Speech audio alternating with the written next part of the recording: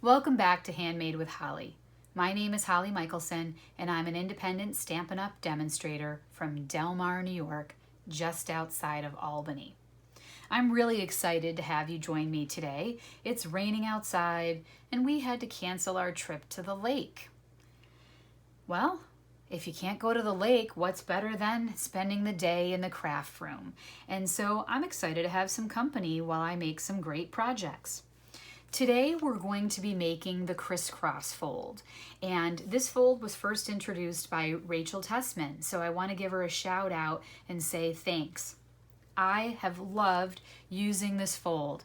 I've made over 50 cards using this fold, and 40 of them were Mother's Day cards that brought a world of joy to moms all across the country. Today, we're going to be using the crisscross fold with the Artistically Inked bundle. And this is just a stunning stamp set. Truly, if you don't have it, this one is a must-have and it needs to be on your wish list. This stamp set features the distinctive stamps, and they're kind of amazing. If you remember in the past, we used to have two-step stamps, where if you wanted to make an impression like this, where there was a lighter pink background and a darker pink foreground, then you would have needed to use two separate stamps and first stamp the background in a lighter color ink and later stamp the darker ink or the foreground with a second stamp. Now, with these new distinctive stamps, you can get that same tone-on-tone effect with a single stamp and a single ink color. So when I did this, all I did was use polished pink. You might have thought that this was Blushing Bride and polished pink or Petal Pink and polished pink, but really this is just polished pink and this single stamp.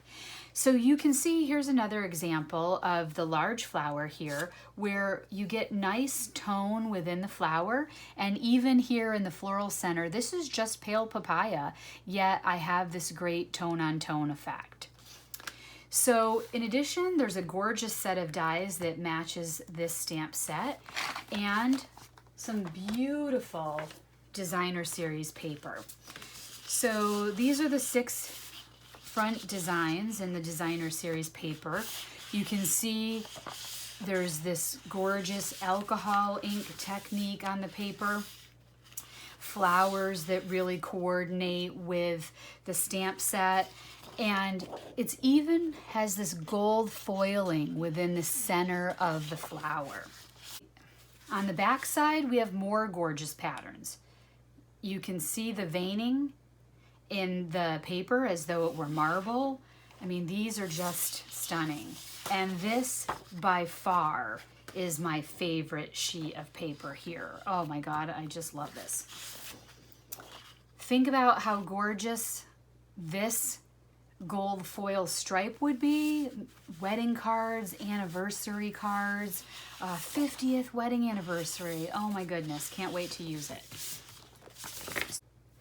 Okay, so as we get started, I just want to point out that at the end of the video, I'm going to have a few other samples for you of this layout, and I'll show you the stamp sets that I used to make those. So stick with me all the way to the end. In order to get started today, we're going to need our Stampin' Cut and Emboss machine. I have the mini one. We will need our paper trimmer. You'll need a bone folder. You'll need some sort of adhesive. You can use snail if you still have that, or you can use the Stampin' Seal. We're going to be using polished pink ink today. On the card that I showed you, I also used Old Olive, but for today's variation, we will be using Old Olive paper instead. You're going to need a silicone craft mat and some mono adhesive glue. And I also recommend a pair of snips. You could get by without these, but I do have a reason why you might want to use those. You may also want to have a wink of Stella or any gemstones or other embellishments that you might like to use on your card. And it would be great if you had a circle punch. You can use the retired 3/4 inch circle punch, or you could even use the 1 inch circle punch. Hopefully you have one of those in your stash.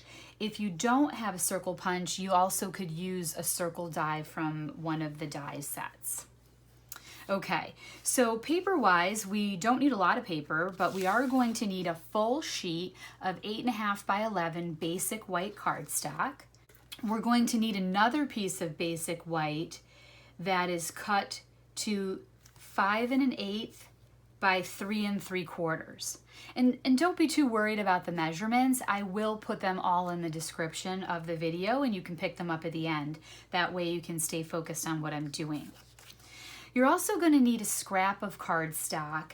I happen to have a piece that's 1.5 inches wide by 11 inches long. It was very easy for me to trim this off of a full sheet of cardstock, and it also fits nicely through the mini Stampin' Emboss machine.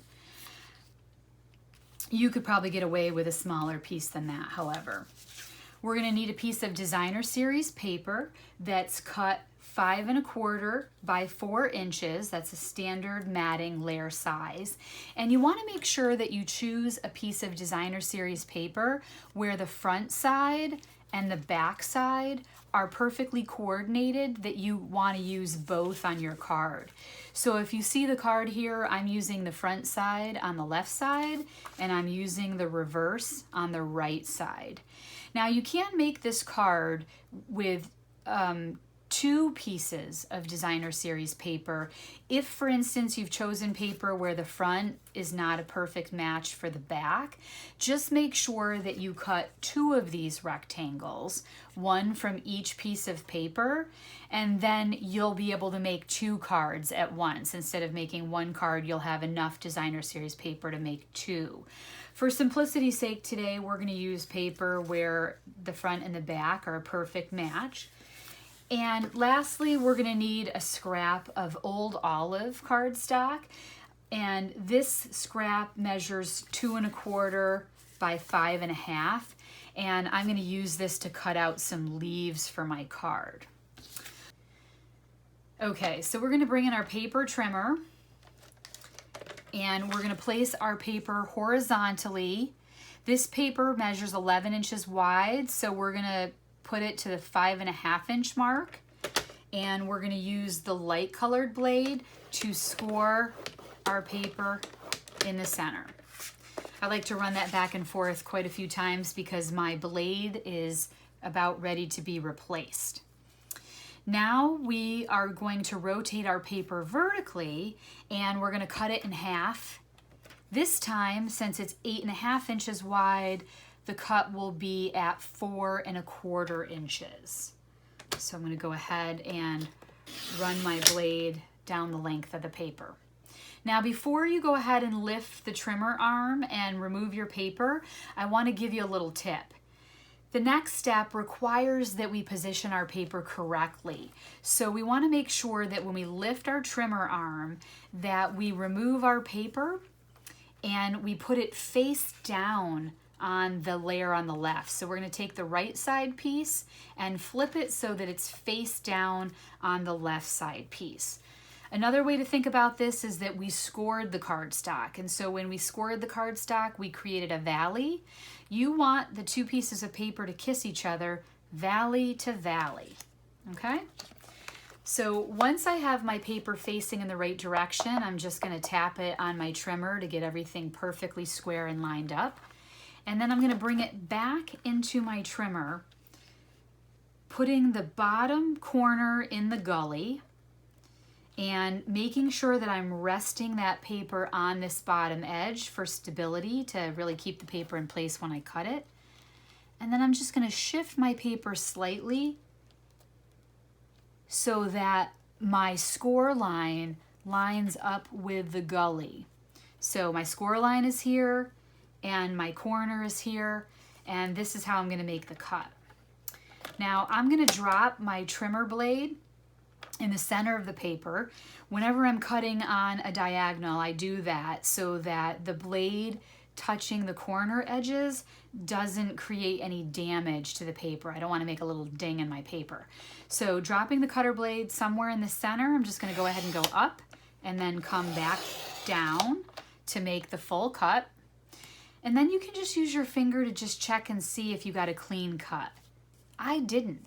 And the reason why I didn't is A, I have 2 sheets of paper in my trimmer, and B, my trimmer blade is ready to be replaced. It's on order, but it hasn't come yet.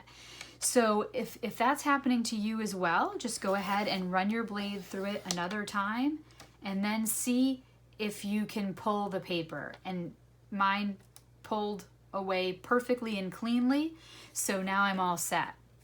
Now, these are just going to be scrap for today. We don't need them for our project, but don't throw them away. This is great cardstock, and you could use it to punch out a sentiment label or a flower or some sort of other image that you might want to stamp, or you might even use it to add some background paper on a card using triangles. Now, I'm going to go ahead and set these aside for just a moment, and while we have the trimmer, let's make our other cut. Okay, so I'm going to place the designer series paper on the paper trimmer, and I'm placing the corner down here in the gully and up here, again, right where the cutter is going to pass through the paper, and resting the paper on this straight edge on the bottom. I'm going to go ahead and drop my cutting blade in the center and go ahead and make a pass on the paper. I'm going to go ahead and set the trimmer off to the side, and you'll notice that for our crisscross fold, we use the back side, so I'm going to go ahead and flip over that piece of designer series paper, and now you can see we have the layout for our paper. Let's set this aside for just a moment, and we're going to go ahead and work on our card base. Now, for the card base, we have 2 pieces of paper that we just cut. We're going to fold each one of them on the score line. Use your finger to give it a quick fold, and then bring in the bone folder to really burnish it and help break down the fibers in the paper and give that fold a nice tight fold that will lie flat. So once we have our 2 pieces where we've burnished them at the score line, we're going to just move them together to create the crisscross. Rachel had a great tip for how to put this together. After you run your adhesive around the edges, maybe put a little bit there in the center, we want to bring our 2 pieces of cardstock upright. We're going to use the flat surface of the table to keep them even and straight, and then just sort of gently move the piece of paper backward.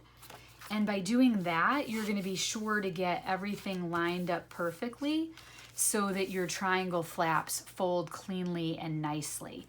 So once you have adhesive on the back, go ahead and place your triangles onto your card, visually leaving some white border around that piece. So we're basically matting it. I'm going to bring in my silicone craft sheet so that as I put adhesive in the corners, there's going to be a little bit of extra that overlaps. Rather than let that get on my grid paper and be a disruption in my work surface, I'm going to do it on a silicone craft mat so that then I can just peel it off later and I don't have to worry about other pieces of paper sticking.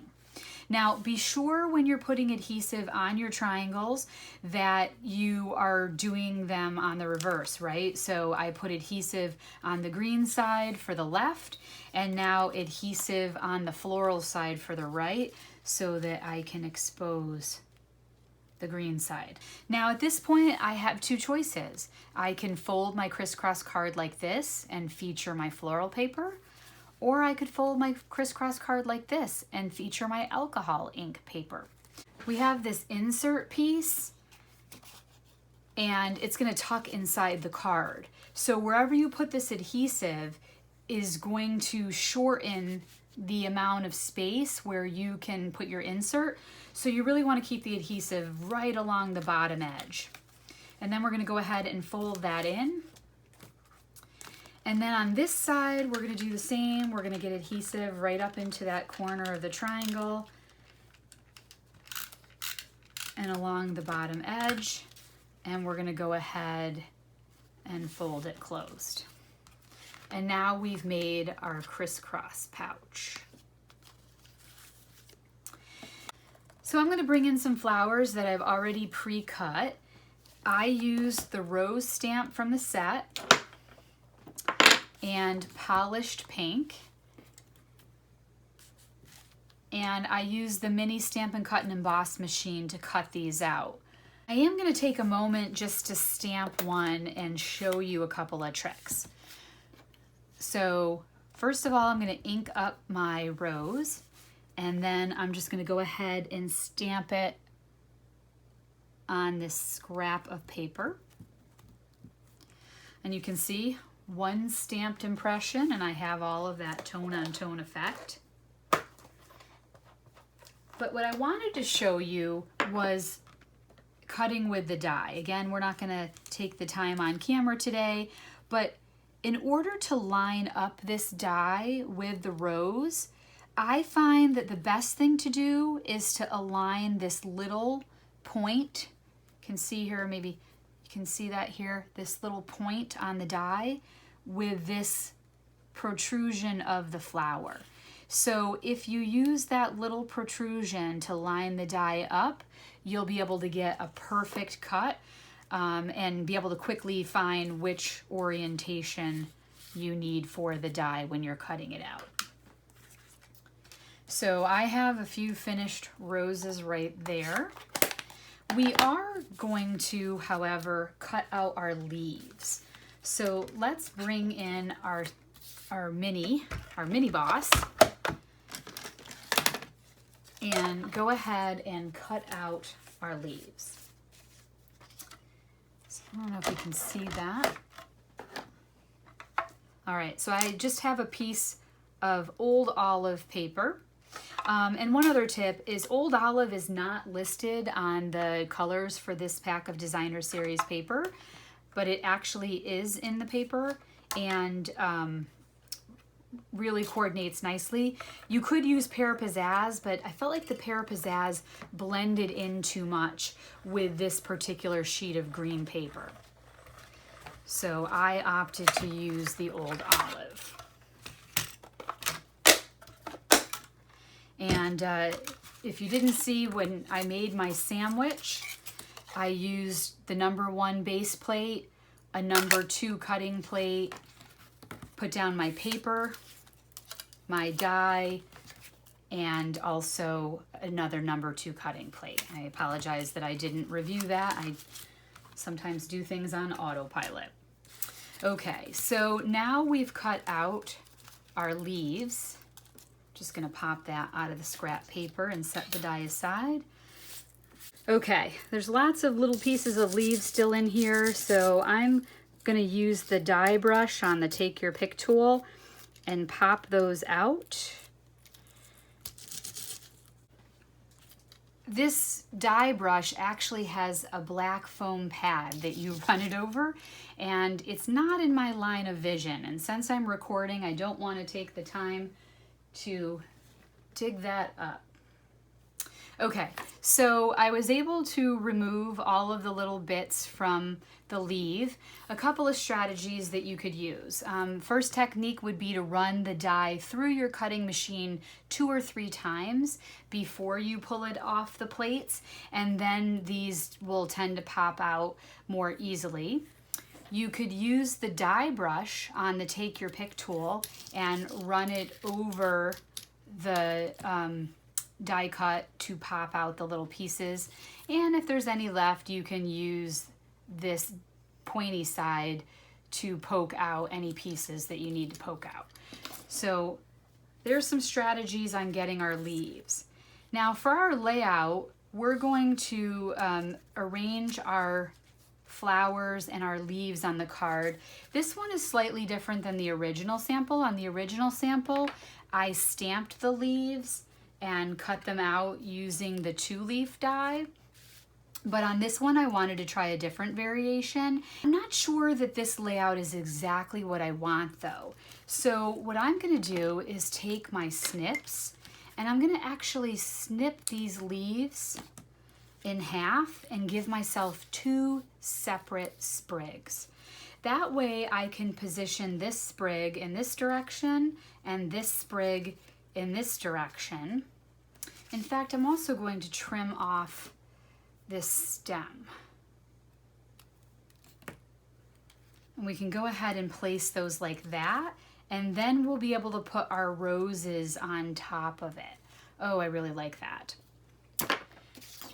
Now, for me, I find the best way to attach really detailed dies like these leaves is to use the mono adhesive. So again, I'm bringing in my silicone craft mat, and I'm just gonna put some adhesive. That was way more than I needed. It came out faster than I meant.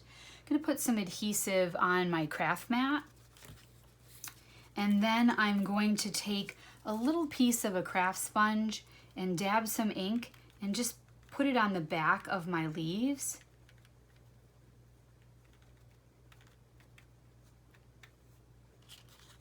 Again, by working on the craft mat, this glue is going to just peel right off once it dries. So it's kind of a no fuss, no mess way to work with the glue. Just going to get some glue on each of these leaves here. And now I can go ahead and come in and arrange my leaves. So this one is going to go upward here. Go ahead and fiddle with the placement. Now we'll take our other set of leaves, and we'll go ahead and place these in the opposite direction. So now we have a nice background of greenery that our flowers can adorn. Before I attach the flowers, I'm going to use my Wink of Stella, and I'm just going to run the brush over the flower. No need to be precise. This is kind of just fun, quick, messy coloring. And what the Wink of Stella will do is add some shimmer to the card. The shimmer probably won't be very visible on video, but if you see the card in person, it has some really nice shine to it. Now, Wink of Stella will take a few minutes to dry, so I don't have the luxury of waiting for that while we're filming. So I'm just going to be careful with that, but you might want to set your flowers aside for a few minutes before you actually glue them down.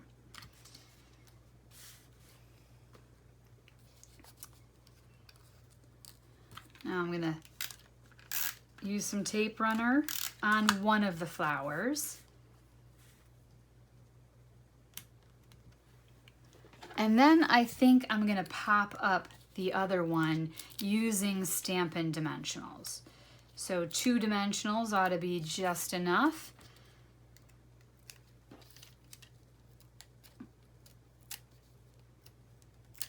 And this take your pick tool is super handy for even removing the paper backing on your dimensionals. And now I can just go ahead and place my flowers wherever I like.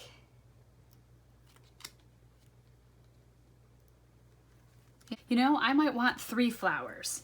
So I'm gonna go ahead and bring in a third one. I'm actually gonna just shift that slightly.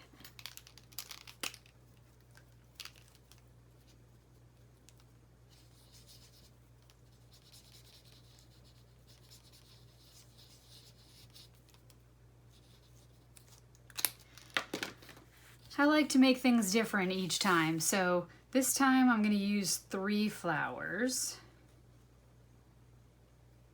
I'm going to go ahead and make this one flat as well underneath this one that's popped up.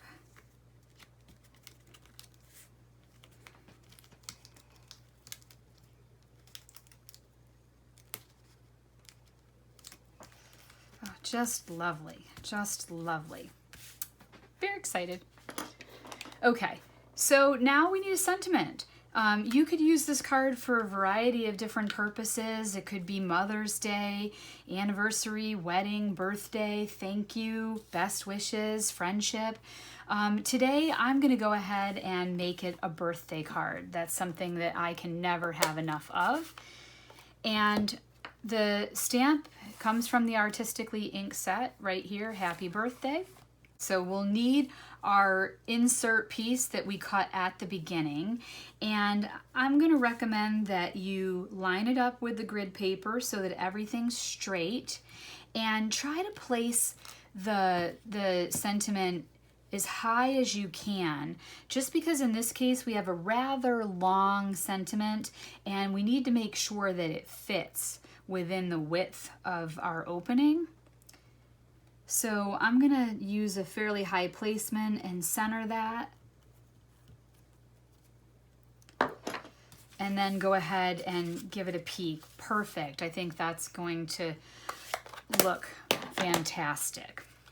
All right, now if you'll notice on this card, there's a little notch, and this notch really helps the recipient to understand there's something to pull out, which is how they'll find their seeds or tea bag or face mask or hot cocoa, whatever you're going to put in your card. And so we're just going to use the little 3/4 inch punch, and we're not going to punch a whole circle, but we'll find roughly the center and just punch a semicircle to create that finger tab.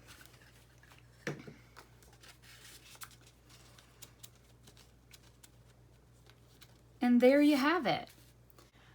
Now you can decide what you're going to put inside the card. I'm going to borrow the Shasta daisies from our other card and simply slip them in the back. But when I actually give this to my aunt, it's going to have a gift card in there for her birthday. I hope you've loved this card. I think it came out beautiful. And just to point out some variations, on this version I used Pear Pizzazz to stamp the leaves and only 2 flowers. On this version I used Old Olive cardstock and the leaf die so that we cut out the leaves. And I used 3 flowers instead of 2. So you can really make this card and lay out your own by switching up the paper, the sentiment, and what you use for stamp sets, and of course, whatever goodie you put inside. Now, before I part, I want to show you just a few other samples. I have these 2 great samples here that I made using the Daisy Lane bundle. And Daisy Lane has this matching punch called the Daisy Punch. I actually didn't use the Daisy stamp here. I used the Friend and the Smile stamps. And this card really is all about the designer series paper. This paper's now retired. It's called Flowers for Every Season. And you can see I mixed it up a little bit. I put a gemstone on this one. I used a button for the flower center here. And you can also use your fingers to make the daisy 3-dimensional and really make that pop. I also have another sample here using the In Bloom bundle. And so for this, I used the Paper Blooms designer series paper that we earned free during Celebration this year. And I used some of these gorgeous dies to cut out a variety of flowers and leaves and even this cute bow to make on the card. What I loved about this design was this great sentiment label that comes with the die set. I also added a gemstone here from the Petal Pink Rhinestone Gems. These are retired now, but hopefully you have them in your stash too. So I hope you've enjoyed learning how to make the crisscross fold. I have loved this. I cannot tell you what joy I found making so many different cards using this stamp set this spring, and I'm excited to teach it to you as well. If you've enjoyed this video, I'd appreciate it if you'd give it a thumbs up. That would really help me. And I'd love it if you would subscribe to my channel and click on the notification bell so that you're notified each time I post a new video. If you're interested in purchasing any of these products and you don't already have a Stampin' Up! Demonstrator, I'd love to help. Look in the comments to see information about how to get a hold of me, or you can also go to stampinup.com and search for me as Holly Michelson from Del Mar, New York. Thanks so much, and until the next video. Bye!